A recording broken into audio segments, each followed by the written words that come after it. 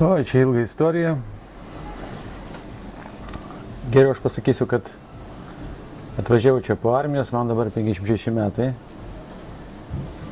Ir gyvenu čia jau su tokiam pertraukom. Vasarą dabar gyvenu Nidoje, o žiemą Vilniuje. Seniau visą laiką gyvenau čia Nidoje. Bet ir tai, tas toks, nesėdžiu aš visą laiką Vilniuje, kartais atvažiuoju ir žiemą čia pabūnu. Ne vieną dieną, bet tai savaitę, dvi. Gera energetika. Vienas dalykas, graži gamta. Nu tai kaip gali graži gamta blogai veikti? Aišku, gerai veikia. Keičiasi žmonės, toks įdomus dalykas. Nėra taip, kad pastoviai tu matai tos pačius veidus. Kiekvieną dieną matai kitą žmogų. Naują kažkokį, nu gal ir seną matai. Aš manau, kad žmogus pirmoje eilėje turi galvoti. Ir yra nepaprastas žmogus, kuris yra įsilavinęs, kuris supranta, kaip tas vyksta. Tai tie žmonės turi kažką spręsti, o ne taip kažkas sugalvojo, tą paimsi padarys.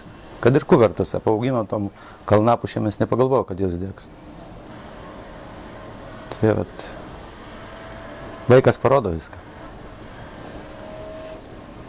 Nuotaika gaila, kad tos kopos labai taip jomis nesirūpina, mes su Algiu kažkada kalbėjom, kad jos apžels. Tai va taip ir yra. Yra apauginta miškais ir tas smėlis neturi kur vaikščioti ir jos nyksta. Pirmoje eilėje reikėtų sutvarkyti su tais esamais pastatais. Aš manau, o kad papildomai statyti, tai nežinau, kad čia. Nes yra daug pastatų apleistų tokių ir patys turbūt žinot, Auksinės kopos, paskui dar yra ten tokie pastatai, kurie kažkodėl tai stovi ir nieks nieko su jais nedaro.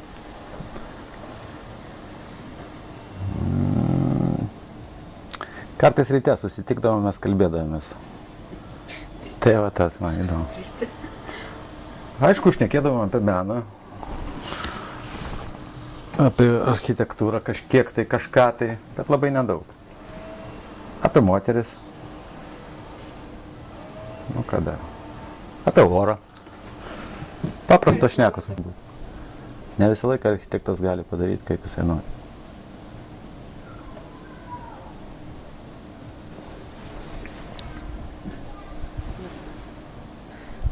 Kad ir man sako, va, nutapyk kažką, tai va taip. O aš ne visą laiką noriu. Tapau.